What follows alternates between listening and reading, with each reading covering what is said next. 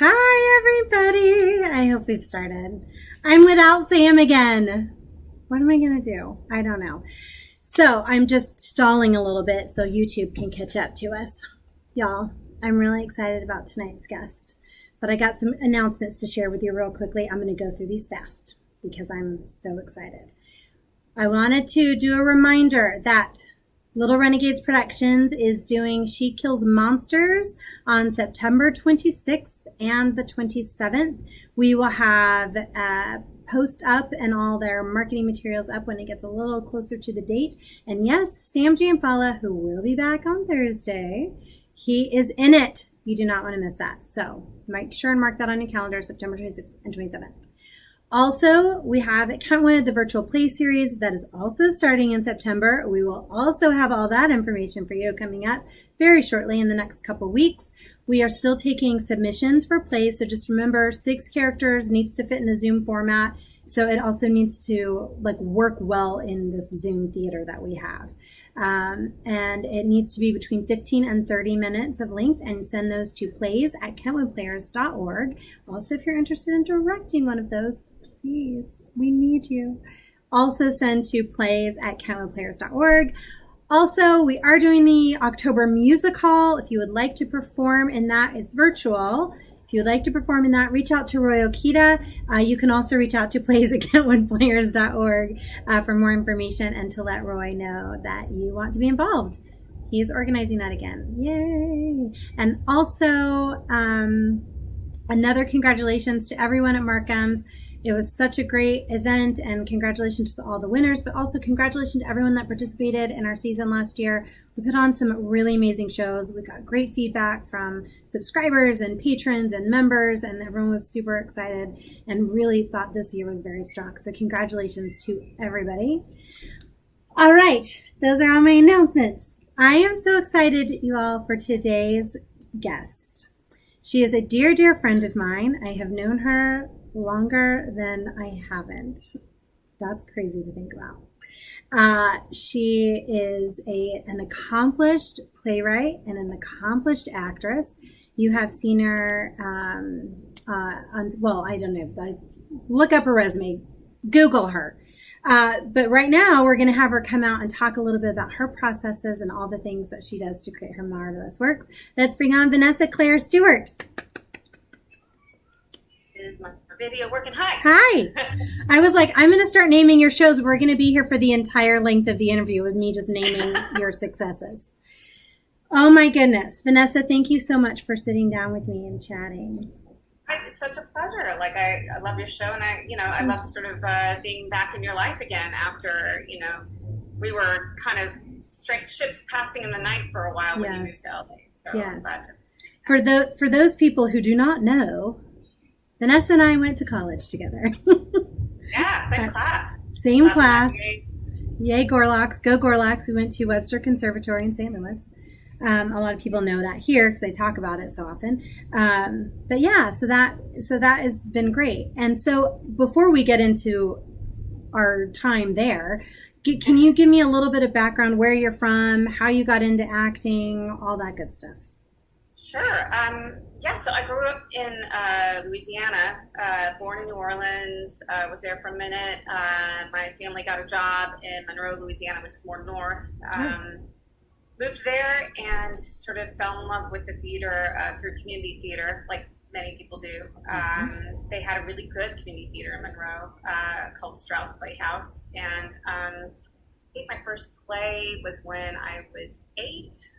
It was like just a children's theater play called Stone Soup. And then when I was 9, I felt like a big old grown-up because the Civic Center, like a theater of 2,000 people, a 2,000-seat house, was doing Sound of Music.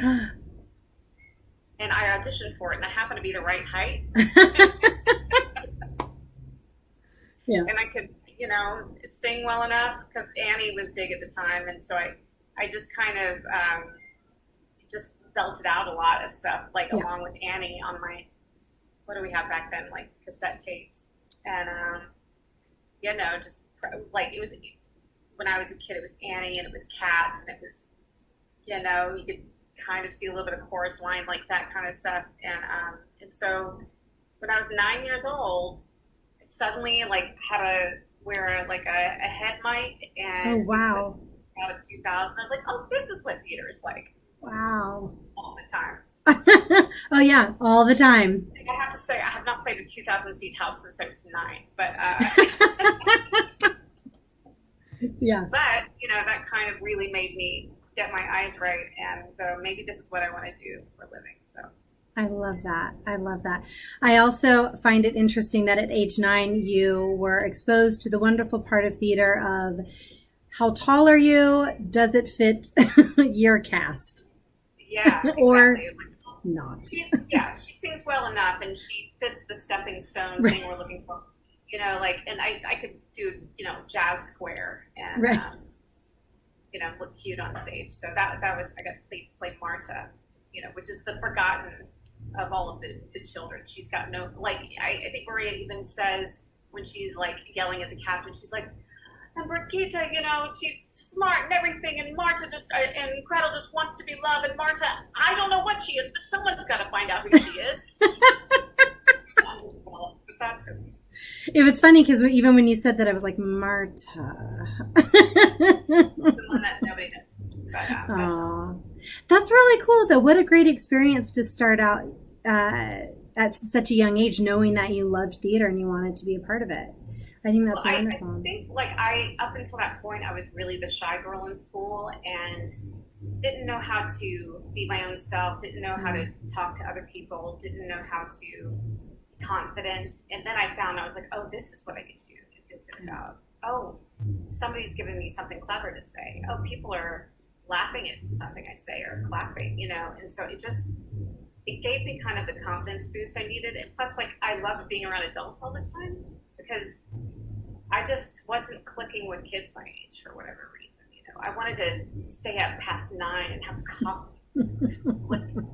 I find that is a common theme. I find that's a Yeah. common theme with young actors is that we relate better to adults, and we were night owls, and we just wanted that world. Yeah, I think that there's something also what you said about coming out of our shell and finding that value of, oh, people want to hear what I have to say. People are listening. And I think at a young age, sometimes we forget to listen to young people. And and take them seriously. And what they say is important. Yes, yes. And that's something very valuable that they can learn in theater. I could speak forever about kids programs and children in the arts.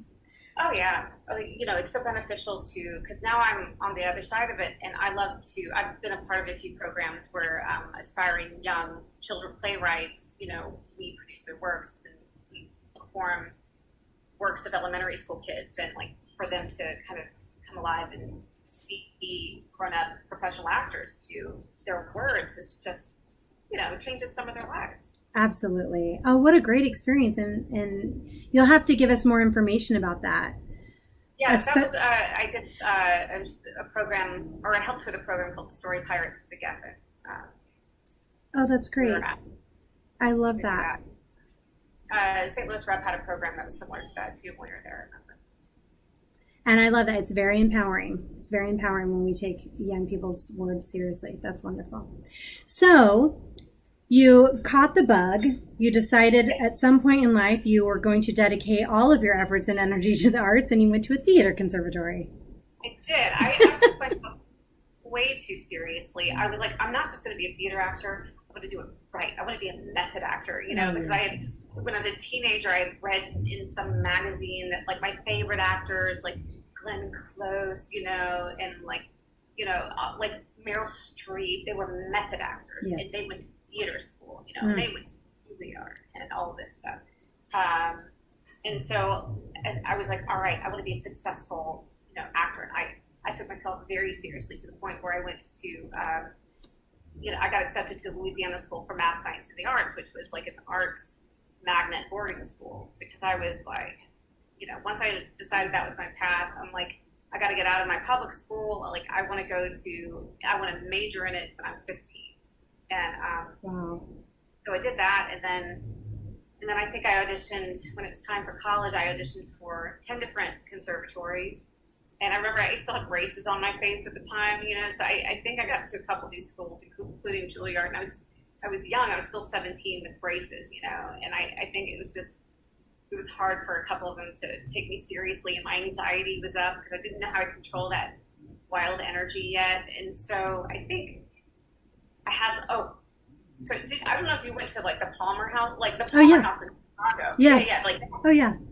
All the theater schools are just in one place, and you just go from place to place to place to place, and you do like 4 auditions in a row, and like one of mine was Juilliard, and like I was just, I didn't get called back, and I was so let down. So by the time I went to, and we were already in Chicago, so we're like, okay, well, we might as well go over to Webster on campus because it's close, and like on our way back to Louisiana, we'll stop by there. And I was so, by the time I got to Webster's audition, just kind of beaten up and disappointed with myself because I let my anxiety get in the way. I was so relaxed when I auditioned for Webster because I just was like, whatever.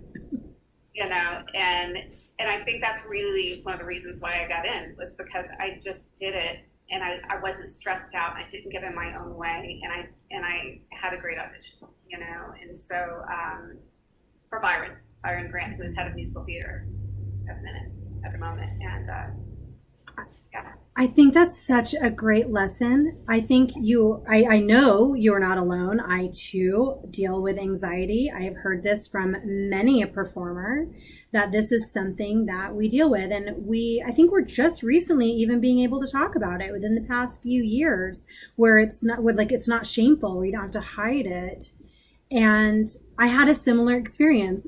I'm sure we were at the Palmer House at the same time. Yeah, I bet we were. Yeah, I had to say the same experience. I was 17 years old. They're going, come to us in a couple of years. I got that letter a couple times. When you can vote, maybe think about coming to New York. And I had a similar experience when I got to Webster, also on campus. I had a horribly severely sprained ankle, and it was one of those things where I was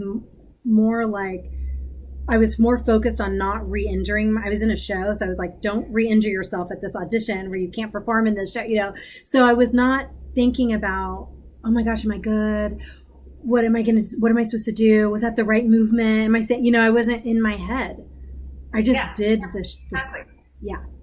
Well, I mean, that's what we find out about once we go through training, is that you can't be in your head. I mean, even so, like in my 20s, it took until recently that I discovered a little pill called a beta blocker, which I wish I had known about in my 20s, which like gets rid of my anxiety so that I can go in and deliver an angst-free audition, and that's changed my life. But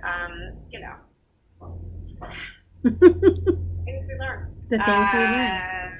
But yeah, I mean, that's audition. Some days your head is bright and you're focused. Some days you're just all over the place. And any given Saturday, when you're auditioning for colleges, it's crapshoot. And when you're 17 and hormonal. When you're 17, the stakes are so high. Right. Like, this is my life. Like, if I don't get in, this is my whole life. Yeah. So we go to conservatory and we graduate, and we studied theater. You majored in musical theater. Most of us hopped on the Greyhound bus and headed to New York. A handful went to Chicago. And you were like, I'm going to go to Los Angeles. Talk to me about that. Why Los Angeles? And this had nothing to do with my lack of love for theater. I think I was looking at my larger life goals, and I was one of those crazy people that believed that I could be an actor, but I also wanted to have a family and a home and space, and going to New York intimidated me because I knew that most of my friends that worked in New York kind of had to be transient and kind of had to go all over and be gypsies, and they couldn't really settle down because a lot of their work wasn't just New York, it was these lord houses, or it was they had to just move around constantly in order to make a living, and that's if you're successful, so I knew this is just my practical brain, I knew that if you make a living as an actor in Los Angeles, and that's hard to do too. It's hard to do on either coast, but it's more money and it's not as expensive to exist, Right. you know.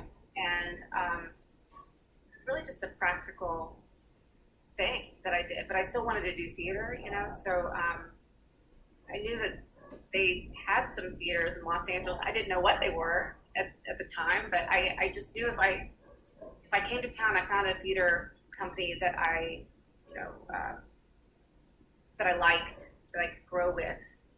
I just felt like I knew I was good. I felt like eventually somebody would discover my talent. Because, you know, when you're in your 20s, you're not looking at odds. You're not looking at, right. you know, right. You're like, I find like actors, you have to be a little arrogant in order to like be good at your job. I mean, you just have to be like, hey, listen, I know I'm good enough. And you have to have kind of blinders on to ignore the thousands of other people that are trying to do the same thing. Absolutely. Absolutely. I think that's something because we've been taught, especially as women, we've been taught it's not okay to acknowledge your successes. It's not okay to be excited or to say, I did this, I got this award, or my show is like, look how great it's doing. It's getting all these, you know, great reviews or whatever. We're not allowed to do that. Yeah. But you have to if you want to survive in this business. Well, that's the other thing too, is that you're right. You have to be tenacious. You have to be banging on people's doors. You have to keep asserting yourself in front of opportunities. And I wasn't great at that. You know, I was great at, I just was like, I'm going to have to make the opportunity for myself. I'm just going to have to create my own opportunities, you know, and which probably segues into a different conversation. But because I wasn't the person that was like calling my agent every day going, what's happening, you know. My manager would still complain about that right now. Sure. Mine too. Well, let's do that. Let's segue into that because you said I'm going to have to make these opportunities for myself. And so you did. So talk to me about when you started writing and why. And I mean, I guess we know why, but. Yeah, well, I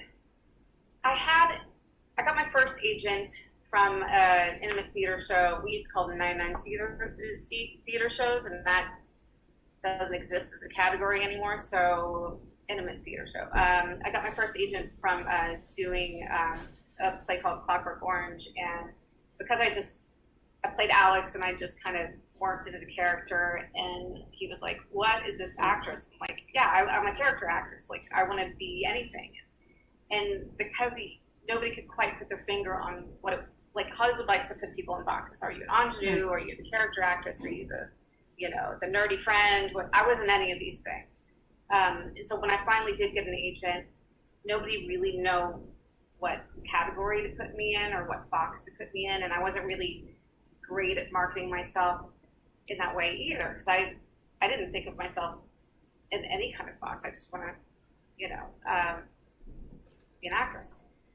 And that's a business part of my brain that doesn't exist. So so I wanted to write something for myself that I knew like I alone could do. I'm like, what can I do? You know, and so I started writing a lot of screenplays just to practice writing. Like I started writing actually at Webster. I don't know if you remember this, like when we were playwriting together, like oh, I remember.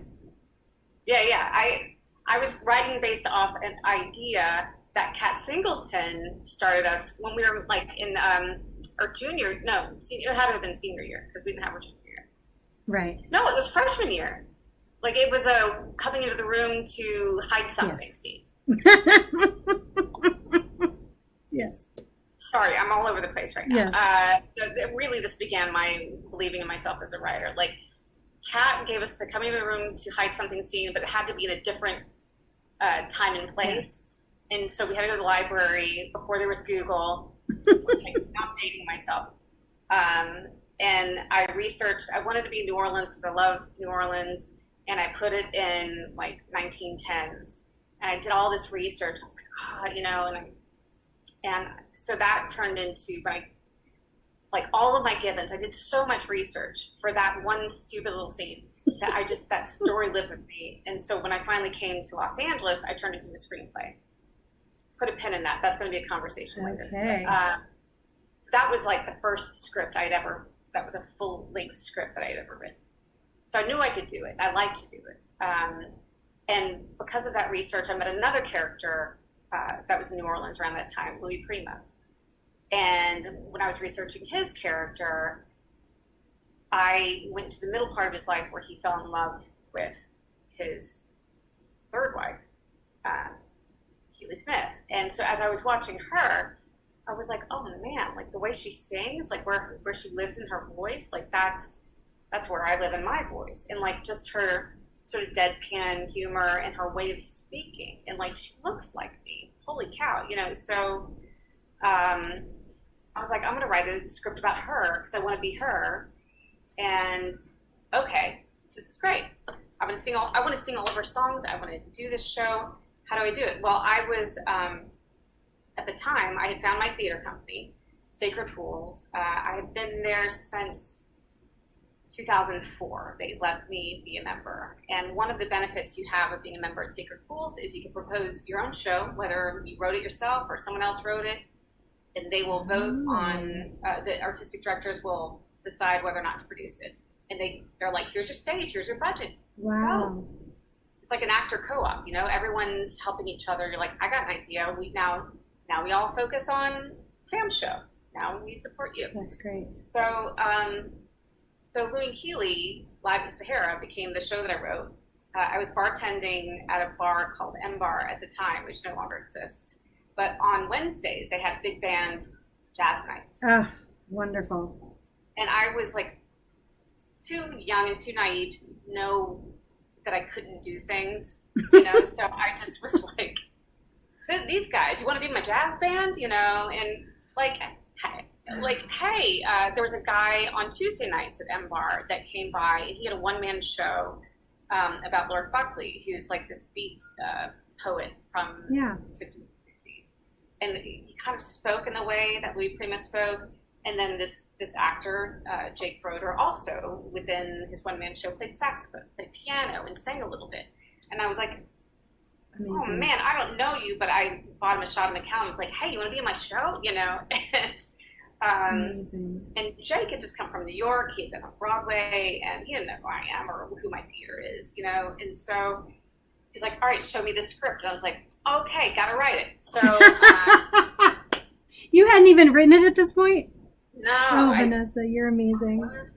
Outline, and so I sort of had to woo Jake over the course of like 5 or 6 drafts, and then eventually, you know, like the theater's like, all right, we're good, and Jake's like, I'm good, and you know, to entice me even more, it's like, hey, come be my co-writer with me because I want you to have a stake in this, and I want you to be a part of this journey, and then. This is a very long-winded story. I'm sorry, but I'm loving it every minute. And then we realized that because the way the bands work, they were like, all right, well, we're going to need at least $50 per show, per person to do this. Okay. And Sacred Fools is like, we only have $1,500 to spend for the entire budget. Wow. And that includes set costumes, everything. Wow. And no. And so they were like, all right, well, we're going to have to like cancel the show. It was supposed to go up in December. And I just was like, all right, well, I felt like that was kind of my last chance, you know, in Los Angeles. I was ready to pack up my bags at like 26 and go home. I was ready to move back to Los Angeles or back to Louisiana. I quit my job. I gave in my notice for my apartment.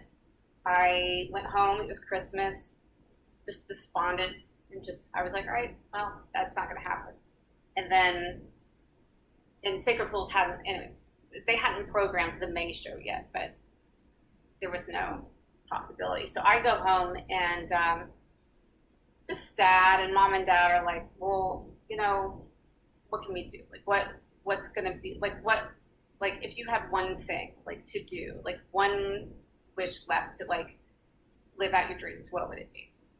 Like, I just, you know, if I had the money to pay the band, we could have done the show, like, but we can't.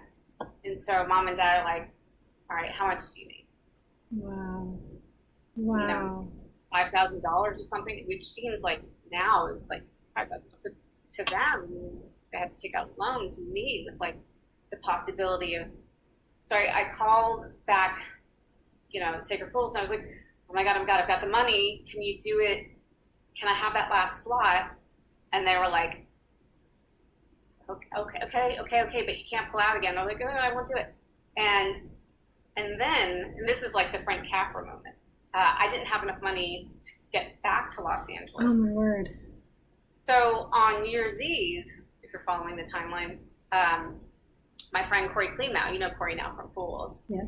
Every New Year's Eve, Sacred Fools has a big party. Everyone gets together. Corey passes around a hat, and everybody chipped in enough money for my airplane ticket to come back. I come back, I stay on my friend James's couch, because I didn't have a place to live, to finish writing the draft. And then the show, we put it together. The show happens in May. And, the rest is a Cinderella story, as you probably know. That is amazing. I have to call out a couple things, though, here. I just wanted to point out this was the first show you wrote. The first full-length play that I wrote, yeah. And Jake did come in on the tail end to help with drafts like 7 through 9. Helped me out a lot. And then that's huge, Vanessa, because this was a hugely successful show. Yeah. Where all did it end up performing? Because it didn't just perform in Los Angeles. So where did it travel to? So the gift of the gift was that a whole bunch of super well-heeled people started coming to see it. Like Stephen Lee Morris, the first weekend, wrote like a love letter to the show. Like it became a 3-page spread in LA Weekly. Everyone found out about it. And then Taylor Hackford wound up coming to see it at Sacred Fools. And he's like, I want to come on. I want to be a director. And obviously he's well connected. So wow. I don't think I knew he directed it from that early on. He saw us at Sacred Fools. We had another run at the Matrix under our previous director, Jeremy Aldridge. Taylor was taking notes. Taylor brought Keely Smith herself to see us at the Matrix Theater. Wow. And then we had about a 3-month break. Then we went to the Geffen after that. We did, oh my God, we were the longest running show at the Geffen at the time. We opened in March of 2009. We ran until November of that year. Wow. And then doing 8 shows a week. And then we later teamed with Hershey Felder, who became our producer. We needed a money producer to keep going. And so we went to Chicago after that, to the Royal George Theater. And then we went to Laguna Playhouse after that. And we went back to the Geffen because enough time had passed. They wanted us back. And then a pandemic happened. So, plus other elements. We were changing up. We were starting to change up the book. And, I'm getting a little, I don't know if I'm young enough to play the role anymore. So apparently we were rewriting and retooling. And then theater shut down. And the theater shut down. I think it's also interesting because sometimes I think we put ourselves in a vacuum as an artist. And we think we take on, and maybe this is just a woman thing, I don't know. But we take on like we have to do everything.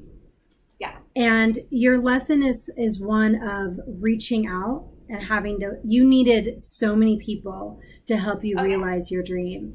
And I love that this idea of theater, so many people coming in to lift everybody up for this success to happen. Oh yeah, there's no way that this would have happened by myself. It's a great story, and I do a great job in the role, but absolutely no way I could have done it by myself. So absolutely, and I know that there are tons of people who their first exposure to these people, to Louis and Keely, is from your show. It's not, especially in our age and in our time. And so, we needed this piece of theater, we needed this piece of entertainment, and it takes a group, it takes a village to put this together and still, even still, it takes a village to continue to move it forward. Yeah. I think that's one of the things I love so much about theater is that it is such a collaboration and bonding experience between people.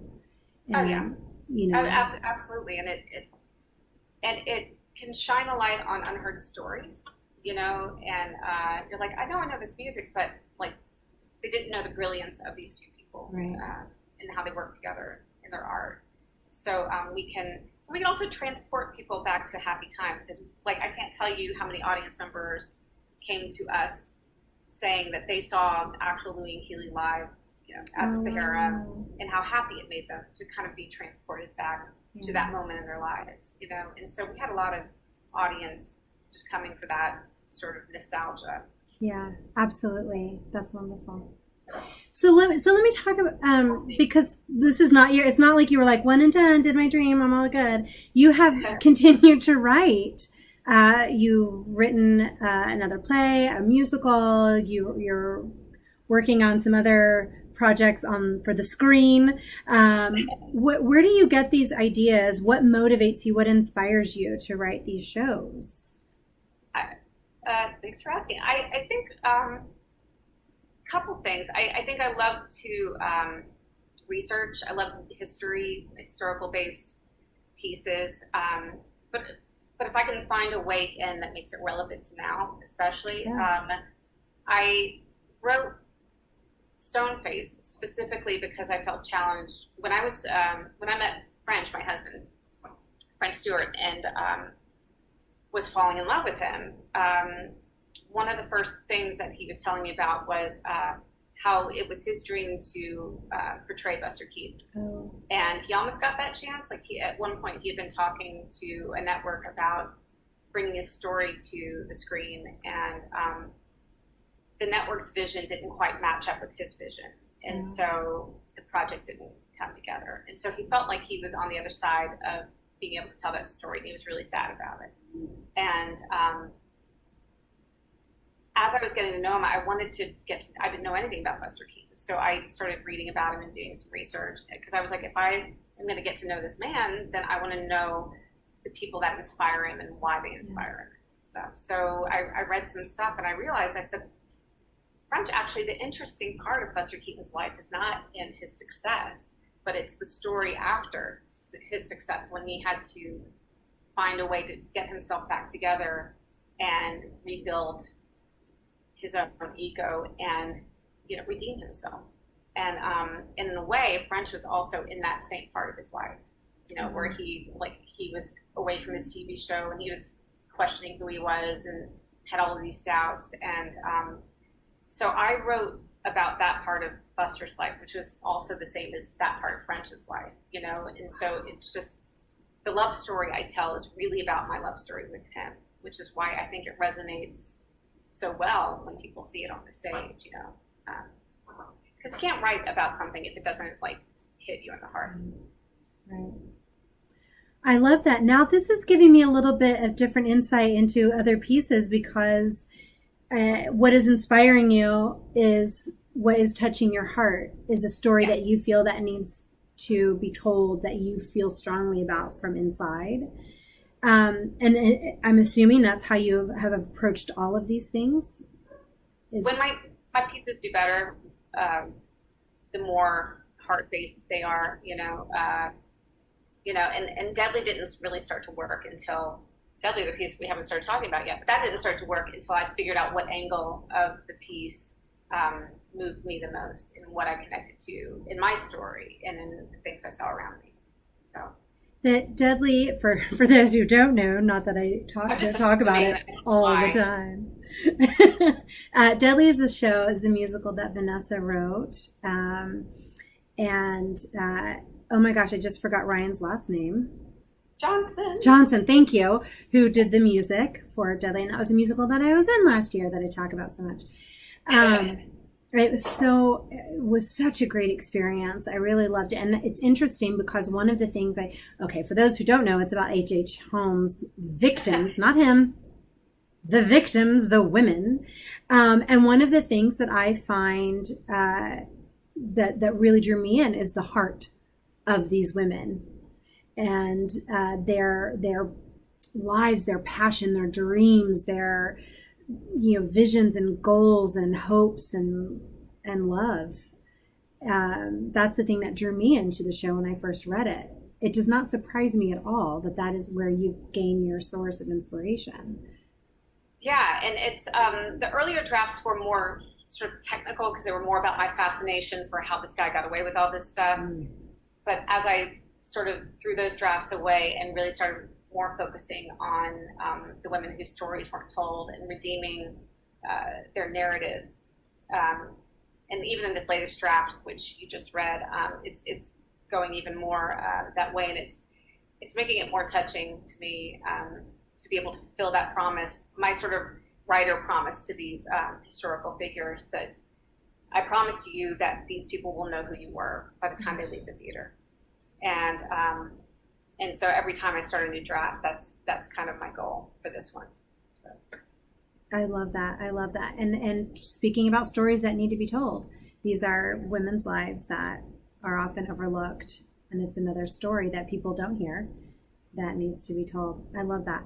So it seems that these are all very, obviously you said these are very personal journeys that you're going on with each of these pieces, but you've also said, 7, 8, 9 drafts, first few drafts, I killed those drafts.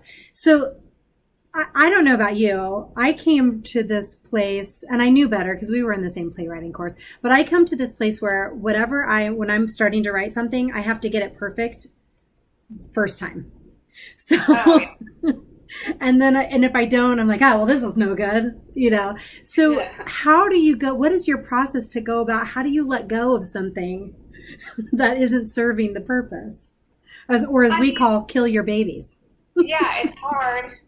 As they say, writing is rewriting. Also, acting is reacting. But so what I do is I have my draft that I love so much, and I'm like, I love you, little babies. And I kind of put it over here, and then I open up a new file called experimental version. But what if we went this way with it? I'm not killing them yet. I'm just seeing if this is better, the experimental version. And then once I can look and compare the two, and I go, oh no, the experimental one really is better, then I just, I don't delete the babies. I just put them in a pile for later in case I'm wrong.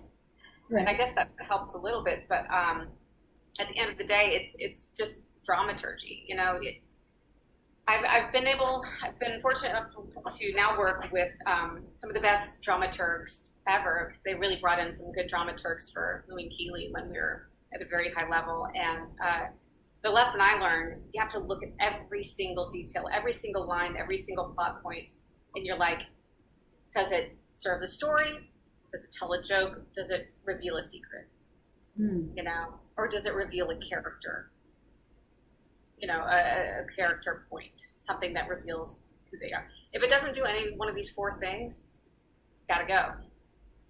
If it doesn't move it along, you gotta go. And 2, when you're watching stuff over and over and over again, and if you're there with an audience or you're there in rehearsal, but like watching Deadly over and over again, or watching Stoneface or Louis and Keeley, Louis and Keeley, like, you feel it as an actor on the stage. You feel if you've lost an audience. You feel if they're there with you, and obviously you want the audience sitting in the front of their seat the whole time, not the back of their seat. Right. So the minute you feel that energy shift, you're like, I might like this, but the audience checked out. It's got to go.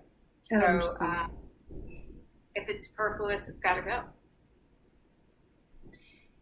How do you do that when you're in the show? Like when you're writing Louis and Keeley, how do you do that for that? It's funny. We have tried so many songs in that show because they have such a wide songbook, and sometimes you just feel it, like when it works. And with Louis and Keeley, it was like, well, we can tell this moment, this argument better with this song instead of this song, So that was a little bit easier to switch through a songbook. Because to Deadly, when a song didn't work, we would have to write a whole new song. Which is was fun in its own way. But gosh, like Lou and Keely, by the time we got done with the Chicago run, we were still a one act, but we had like this very influential critic that came and said these guys could go straight to Broadway, but they need an act break and they need a couple more songs. So we went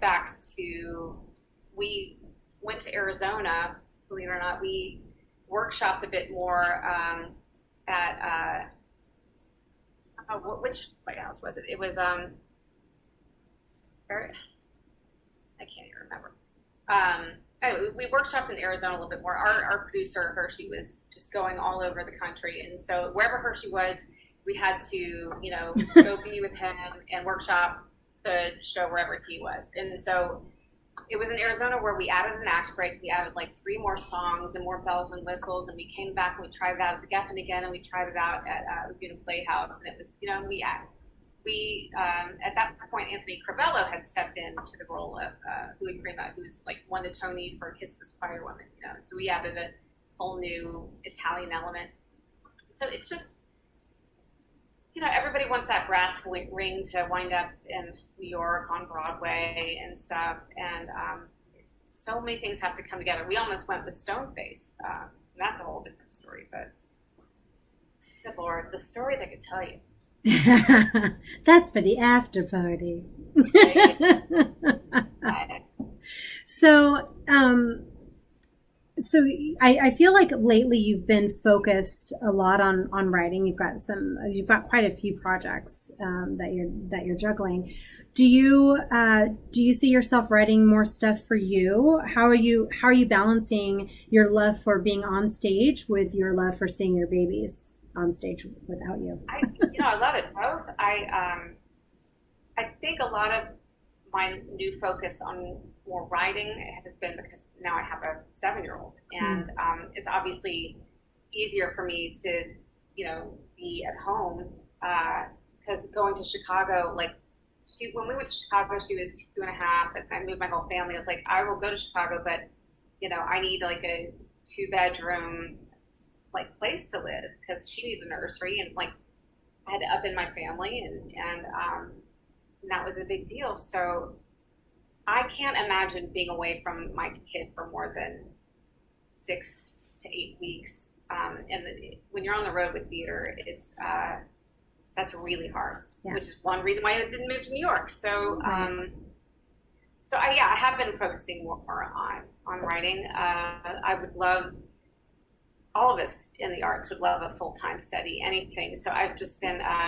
now getting into more the TV and film side of things, and I have a couple of TV shows I'm pitching around. And because my practicality is kicking in, steady work. But I always will write if I can be in the city. If I'm going to produce a theater role in the city, or even like at Laguna Playhouse, that's close enough, something like that, then I'll write myself something. But if it's going to go somewhere, or if I'm going to, I just can't leave my family. So I think that's why that started shifting.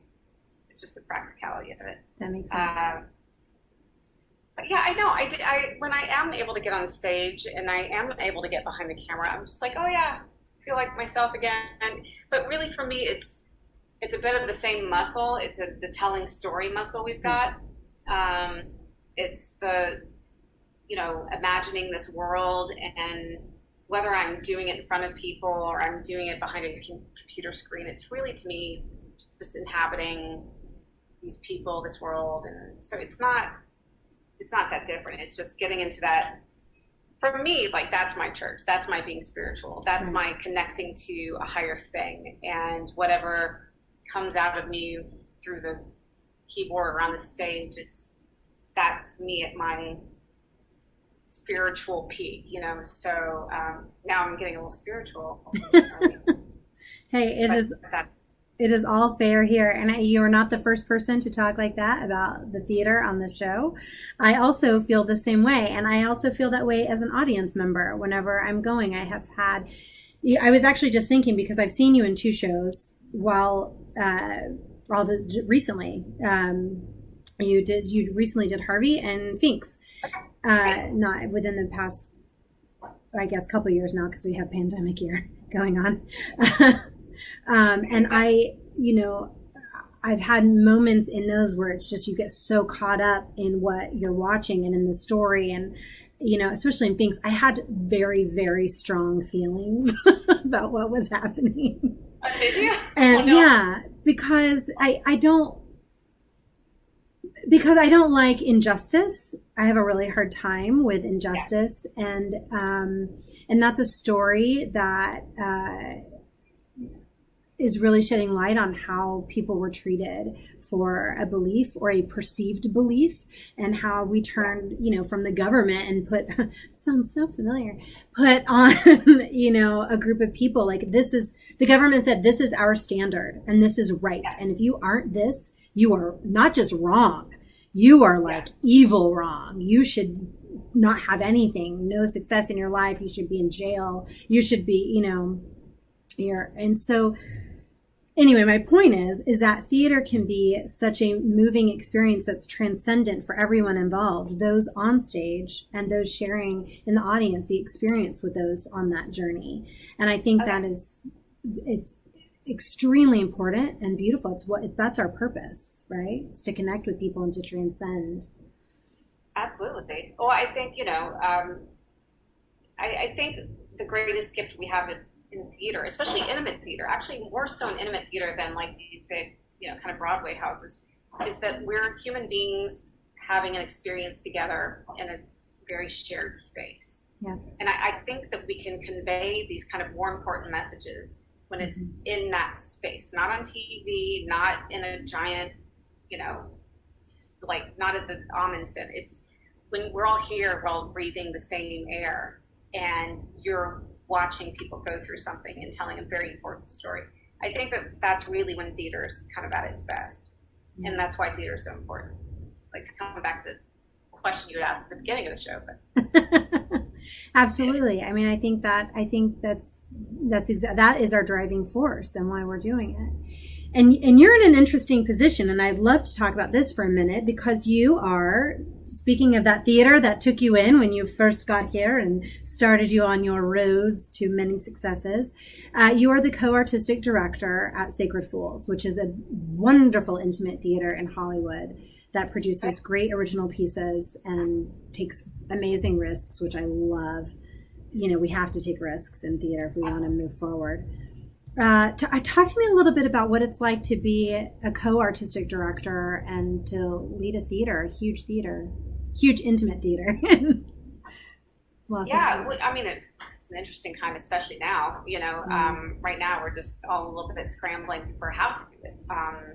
But before the pandemic, I wanted to come back. This is my second time serving as co-artistic director for them, and I always feel like I owe them a debt for the chance that they took from me, that started my career. And I want to be able to give that same chance to unheard voices, unserved voices, very talented people that haven't gotten their chance yet. Because as artists, we all need somebody, that one person, to give us permission, right? And somebody's got to do it. Someone's got to be the first person that says, all right, it is your turn. And then that person can grow and they can give back. So now's my moment to do that, to lend the helping hand to somebody else that's new, or unseen or unheard, So, there's a lot of, for me, responsibility that comes with that, because there's a lot of need, a lot of voices, a lot that want to kind of get through. And so we're in this place where we want to serve our community. We want to serve our member artists, and figuring out the best way to do that sometimes is a challenge. And we do take risks, and I'm lucky that we can, because what I found is the less money involved, the more risks you can take, because the stakes are this high. That's why we can do weird theater in the middle of LA. Right. There's not a lot of donors, and there's not like a board going, but where's our profit?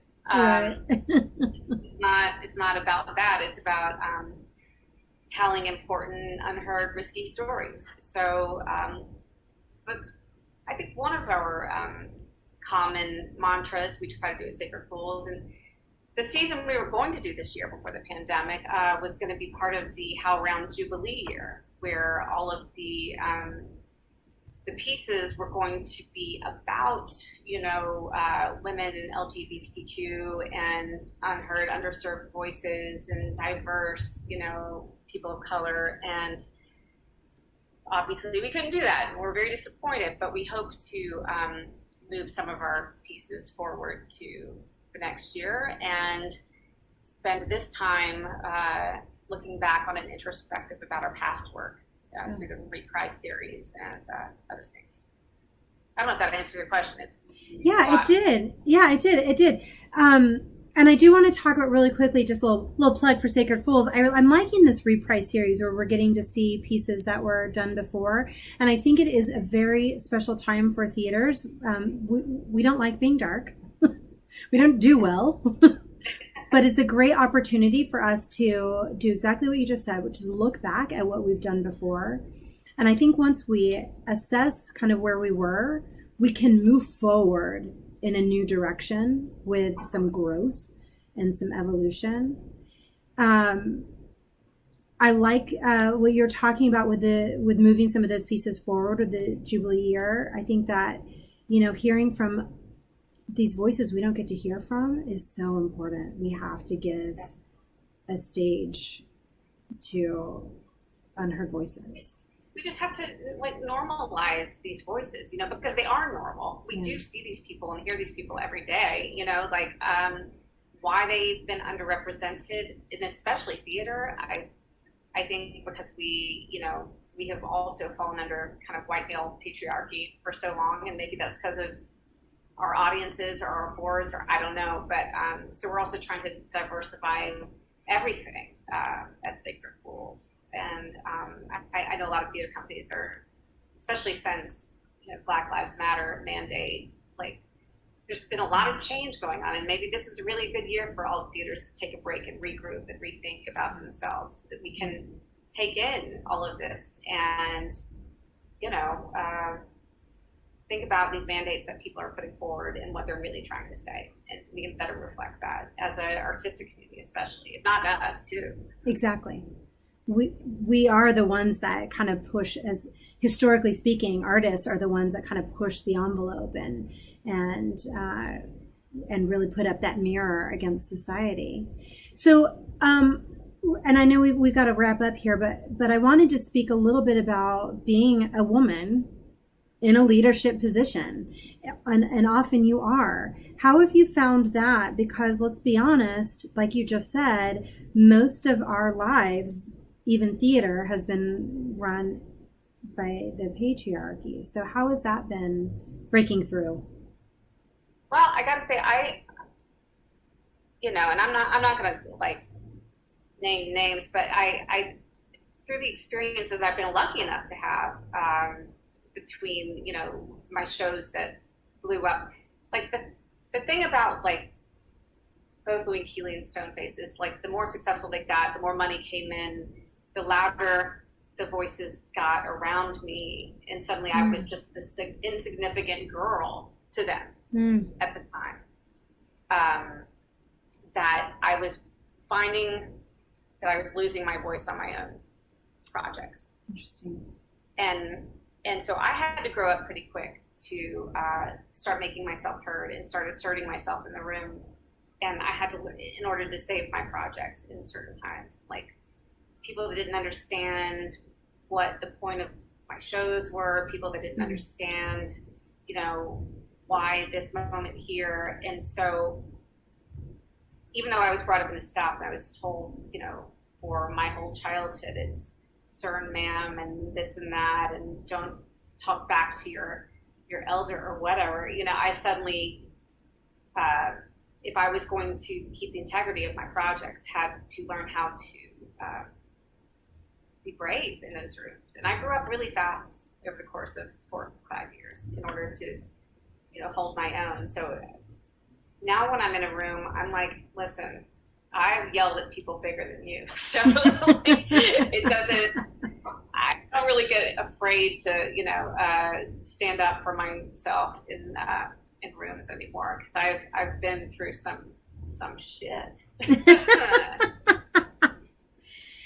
I have to say, and I wrote this when I was marketing this interview in Facebook, and I wrote, my friend and mentor, and I said, you're gonna kill me for saying that, but I have to say this, Vanessa. I've been watching you for a while, and for those who don't know, our class is very tight knit from Webster, so we've all we may not, now we talk all the time, but we may not have talked so much with each other over years, or we'd go through these spaces, but we all knew about what was going on through everyone.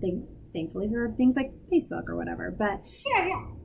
But I've been watching you for a few years, and I have such admiration for exactly what you just said, which is not allowing your voice to be silenced, and finding the strength and growing up, rather quickly, and finding the strength to make sure you were heard. Yeah. It's not always easy. It's often terrifying. And, we're kind of we're the women now. We had women pave the way for us. And now we're the women paving the way for young artists. And I find myself still doing that. And it's because of examples like yours where I go, yeah, I can do this. I can stand up for myself and make sure I'm heard. And willing to take a risk and a chance to put my voice out there.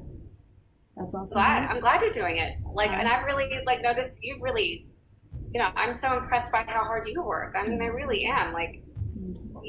Not for nothing. You're a standout and deadly, and I was so proud to have you in that role. Obviously, your listeners may not know it was originally a role I had written for myself, but so glad that Sam took it over, because you brought a light and a newness to it and a strength to it that was really significant. Thank you. A little tidbit for our viewers.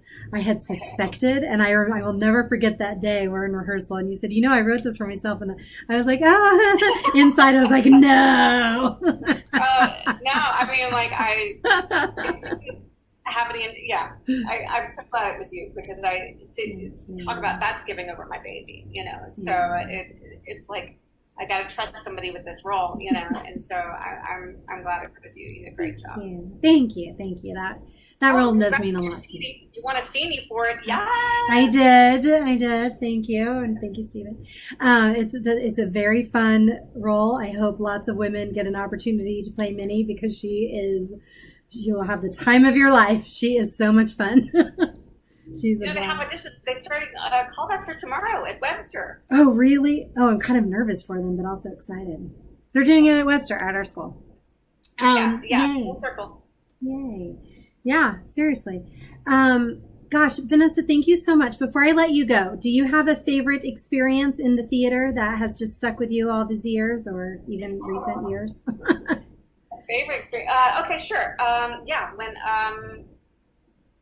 When I was doing Lynn Keeley at The Matrix, and the first night that Keeley Smith came to see me be her, and I watched her watch me be her, and was crazy nervous, and it was insane, and I was like, oh my God, I hope she doesn't hate me. But then, I remember I had some smart aleck comment to Louis at the end of the show, right when we're getting divorced, and I heard her laugh.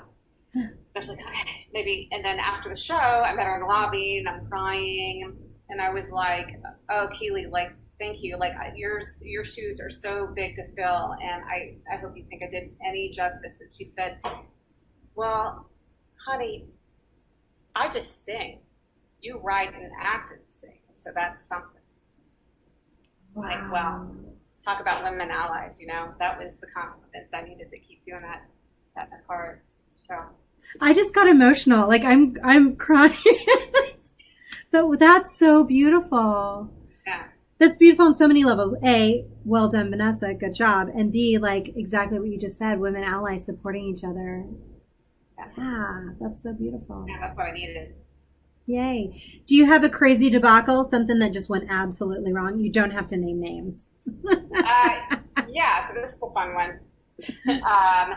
I got to play Louise and Gypsy at Arrow Rock one summer. Got to go back to Missouri and play one of my dream roles. And of course, at the end of play, she's a stripper. Arrow Rock, Missouri is the middle of conservative country, and we hadn't quite worked out the kinks of the last bit of the show. There's a ton of quick changes, and I remember I had a big feather boa, and I realized like my top had come down a little bit, and I flashed like the front row, which is awesome. Oh no! And like I came out for my curtain call, and I just remember coming out, and there was just like this old man in the front row that just like stands up, and his wife just yanks him down like it was something I'd meant to do. Oh my gosh. Oh my gosh, I love that. Oh, that is live theater. You never know what's going to happen. You use it and you keep on going. Oh my gosh. Fun times. That's the best response ever from an audience member, though, I have to say. Slow clap to a standing O. That's great. Yeah. I love it. Yay. Vanessa, thank you so much for sitting and talking with us and sharing so much of your journey and story and great advice of how to continue on with our own stuff. So thank you. Also, can I plug Nathan C. Jones right now? Nathan C. Jones is still on the interwebs at The Blank Theater, youtube.com/The Blank. It's my one-man musical with Amir Levy. Yay. I'm going to post that. I didn't know it was still going. Amir sent me something a while ago. Amir was also on our show. I didn't know it was still going. So this is great. They just decided to extend it indefinitely. And so we're on a SAG contract. We can do that. So.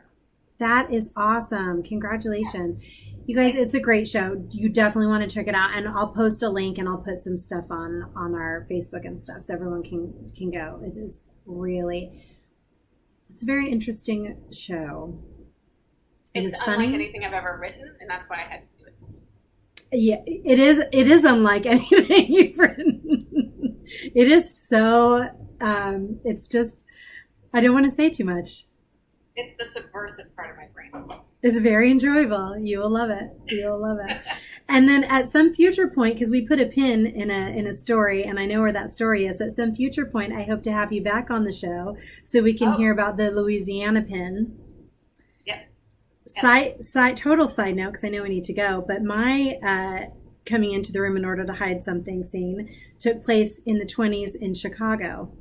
Hey! And I did all my research in Chicago, which I found humorous when I was then doing it again for Deadly. So, yeah. I love it. Well, that will be the film and TV version of the show. Right. Yay. All right. Well, thank you, everybody. This Thursday, we are having some more Mark and Mask winners on. We're having Kyle Ray, who played Pippin, me, the leading player. We're having Joanna Turgan, who won for both her role in leading player and her role in Blithe Spirit. And we're having Megan, whose name I'm the worst with last names, who played Ruth in Blithe Spirit. So all four of us will be talking about our experiences this Thursday at 7 p.m. So come join us. And again, huge thank you, Vanessa. So appreciate it and just love you to pieces. All right. Me too. Thanks for having me. Thank you. All right. We'll see you.